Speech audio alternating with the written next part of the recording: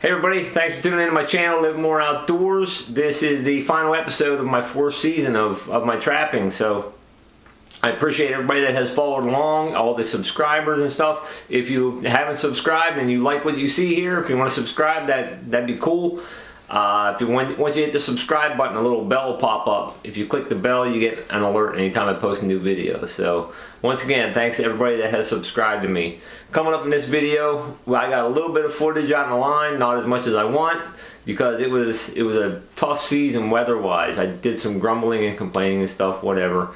But all in all, I got nothing to complain about. Caught a bunch of critters, caught foxes, coyotes, bobcats, skunks, possums, raccoons. I caught a lot of stuff.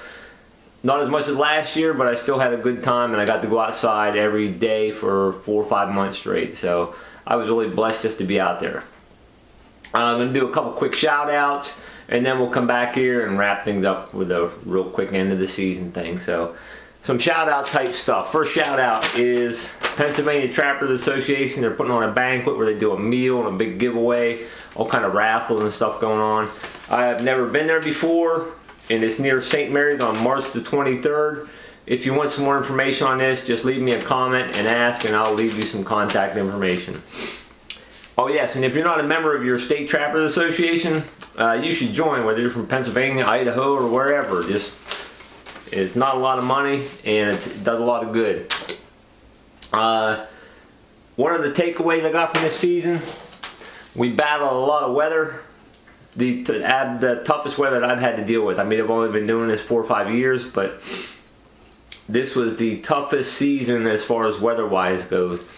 It would be pouring down rain one day, 50 degrees, and then it would be 5 below zero. So I had waxed dirt, had waxed sand, had the whole gamut of stuff to battle that, but it was still, I think you could have had waxed dirt that was radioactive from Chernobyl, and it still would have froze up on you. It was tough, but you know what? It was a learning experience and a challenge. So another thing, big takeaway, is if you use cable stakes like this and you leave them in the ground 1 year to the next, just visually inspecting these might not be enough, because I had a coyote break one of these down deep. I thought it was good to go, but it wasn't. And in a tough season, when the season's tough, you don't want to lose coyotes to faulty equipment.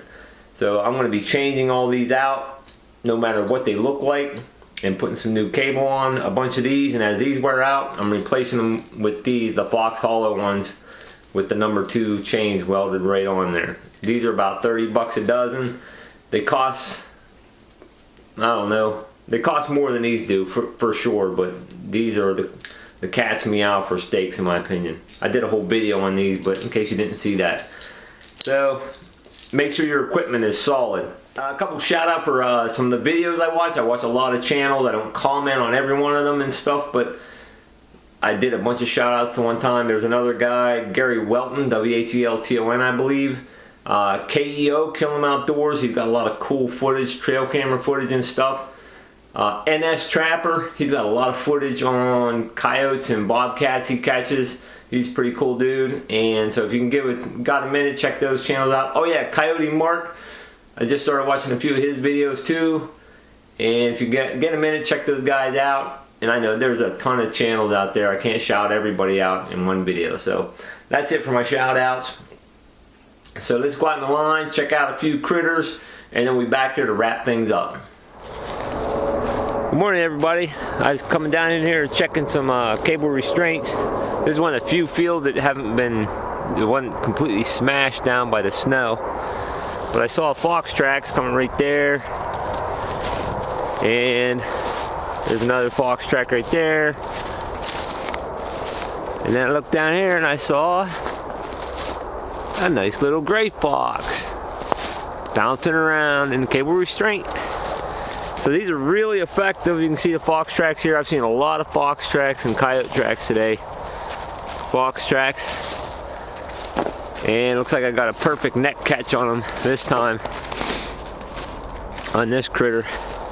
Basically, there was a little trail here going that way.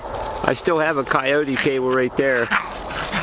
And got this nice little gray fox in the cable.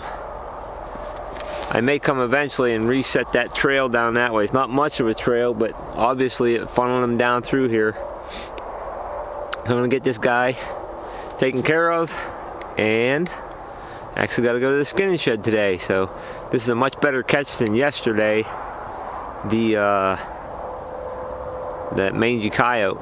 So nice little gray fox. This is one of my main targets. So awesome, awesome, awesome. Got some more tracks over here though. I'm gonna check, see what these are. Looks like looks like it went to that cable there was disturbed one time, and I just reset it. And it looks like it went there and stopped. So that must have spooked him or something. I don't know. Regardless, I'll take them. All right. Well, here's my gray fox from this morning. It is definitely a nicer, nicer fur than that coyote I caught the other day, for sure. So, I'm gonna get this girl, female, I'm gonna get her skinned out and put up on a board. Wait a minute, no, it's a male. So, get him skinned out, get him boarded up. Now, maybe I'll give you a quick look after I get him on the board. Here's my gray from this morning.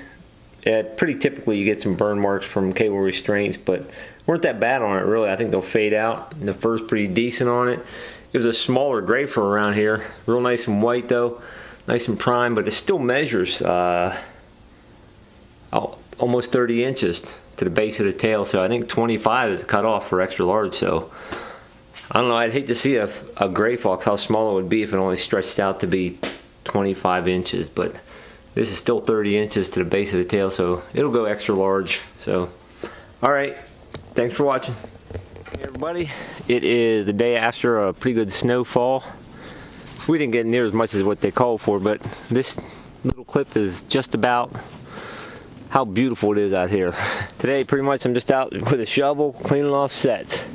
I don't really know if it's called checking sets. The dog's having fun running around, so it's just a great day to be outside. So, all right, no catches in this short clip, just a little view of what we get to see every day. Good morning, everybody. It's February the 3rd. Haven't caught anything for a long time, but I caught another mangy coyote. It came up here. There might be a pair of them here actually. Got some nice sized coyote tracks here. But dug that trap up, which I'm not surprised because I caught a skunk in there earlier this year.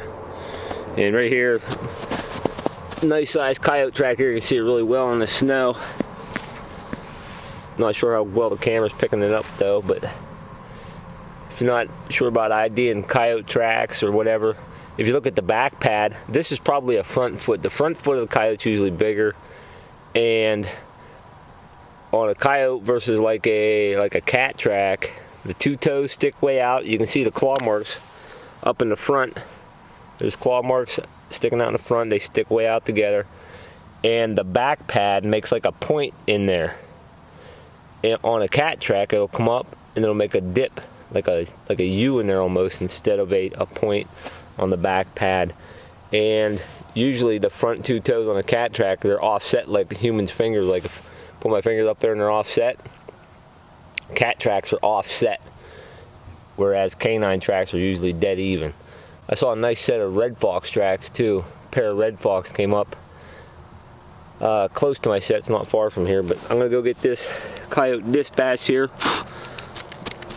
Got my 22 in the snow.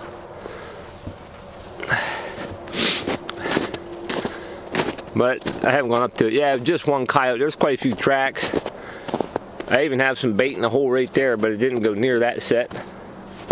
Went up here. This was a urine post set with just a little bit of red fox urine and a little bit of gland lure.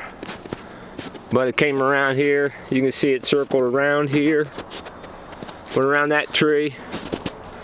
Came here. It doesn't have nice fur at all.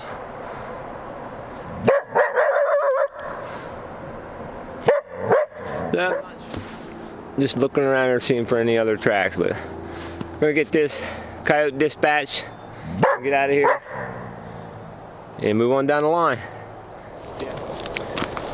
Well, this is pretty fitting for this year. freezing cold last night, about 20 degrees or so, maybe lower, and catch possum. So this is the first thing I've caught in this set. Right up there is where I caught the second coyote with mange.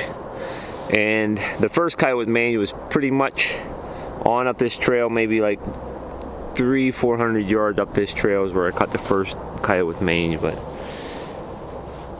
tomorrow's the last day, so I'll be pulling traps tomorrow, whatever I got left out. This, I'm not going to reset this. So I'm going to get this guy and get moving on down the line. Got a few more traps to check today.